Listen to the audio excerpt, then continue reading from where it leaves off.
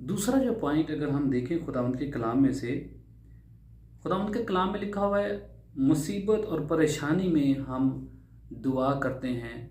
जब हमें कोई आसरा, कोई सहारा नहीं मिलता, तब हमें खुदावंद याद आता है। हम खुदावंद के कलाम में से देखें याकूब का ख़त, उसका 5वां बाब 13वीं और 14वीं आयत में हम देखें, अगर तुम में कोई मुसीबत ज़दा हो तो दुआ करें, अगर खुश हो तो हमद के गीत गाए। अमूमन क्या होता है, जब हम खुश होते हैं तो हम गाने बजाने लगा लेते हैं, और जब हम मुसीबत में तो होते हैं तो हम पादरियों के पीछे भागते हैं, बहुत सारे उस्तादों के पीछे भागते हैं, बहुत सारे हम गिरजों में जाते हैं ताकि शायद हमारी जो मुसीबत है वो टल जाए। लेकिन खुदावंद का कलाम क्या बयान करता है? खुदावंद का कलाम ये बयान करता है, अगर तुम में कोई मुसीबत ज़दा हो तो क्या करे? वो दुआ करे, अगर खुश हो तो हमद के गीत गाए। अगर तुम में कोई बीमार हो तो कलीसिया के बुज़ुर्गों को बुलाए। तो कलीसिया के बुज़ुर्गों को बुलाकर उनसे अनॉइंटिंग लेना भी ज़रूरी है। खुदावंद के कलाम में लिखा हुआ है, अगर तुम में कोई बीमार हो तो कलीसिया के बुज़ुर्गों को बुलाए और वो खुदावंद के नाम से उसको तेल मलकर उसके लिए क्या करें? दुआ करें। नेक्स्ट हम देखते हैं खुदावंद के कलाम में क्या लिखा हुआ है, गुनाहों से माफ़ी के लिए भी क्या है? हमें दुआ करनी चाहिए। जो दुआ ईमान के साथ होगी, किसके साथ जी? ईमान के साथ।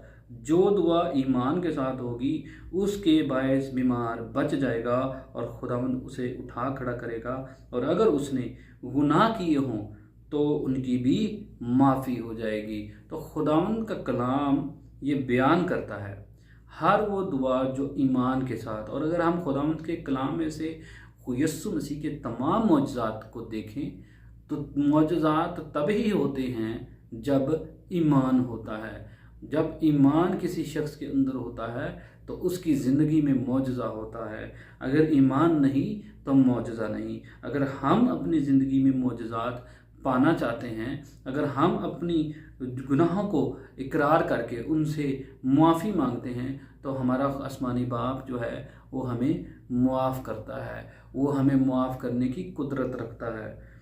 फिर हम नेक्स्ट अगर हम देखें तो खुदावंद के कलाम में लिखा हुआ है, एक दूसरे के लिए शफायत के लिए दुआ करो। और याकूब के ख़त उसके 5वां बाब और 16वीं आयत में अगर हम देखें तो खुदावंद के कलाम में लिखा हुआ है, बस तुम आपस में एक दूसरे से अपने अपने गुनाहों का इकरार करो। और फिर क्या है? और एक दूसरे के लिए दुआ करो ताकि शिफा पाओ।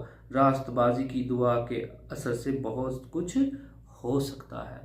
ये खुदावंद का कलाम कहता है कि हमें एक दूसरे के लिए दुआ करनी है। हर तरह की तफरका, हर तरह की नफ़रत, हर तरह की कदूरत को एक तरफ रख के, बाहर निकाल के, अपने दिल को खाली करके, उसी तरह जिस तरह यीशु ने अपने आप को खाली कर दिया, अपने आप को पस्त कर दिया। ये पस्ती आजिज़ी की निशानी है, ये पस्ती हलीमी की निशानी है। और ये जब हम अपने आप को उसके कलाम के ताबे कर लेते हैं, जब हम अपने आप को खुदावंद के हजूर पेश कर देते हैं, तो फिर ऑटोमेटिकली हमारी ज़िंदगी जो है उसके हुक्मों के ऊपर ढल जाती है, उसके कलाम के मुताबिक ढल जाती है।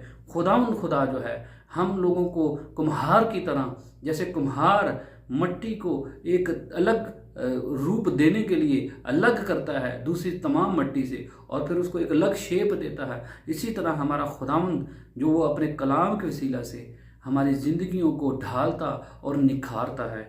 हालेलुया। और फिर हम 5वीं रीज़न जो देखें खुदावंद के कलाम में से, खुदावंद के कलाम में लिखा हुआ है, ईमान में मजबूती के लिए हमें दुआ करनी चाहिए। जैसा कि लुका की इंजील उसका 22 बाब और 32 आयत के अंदर खुदावंद यीशु मसीह अपने शागिर्द के लिए दुआ करते हैं, लेकिन मैंने तेरे लिए दुआ की कि तेरा ईमान जाता ना रहे।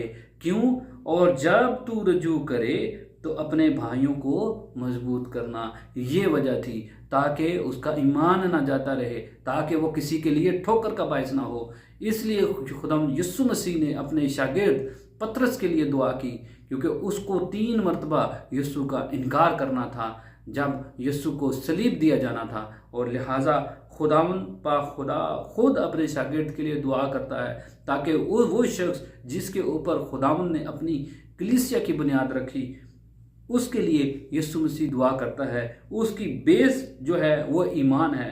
तो ईमान मजबूत होगा तो दुआ में असर होगा, दुआ में कुव्वत होगी और लोग शिफा पाएंगे और लोग तब्दील होंगे। हालेलुया।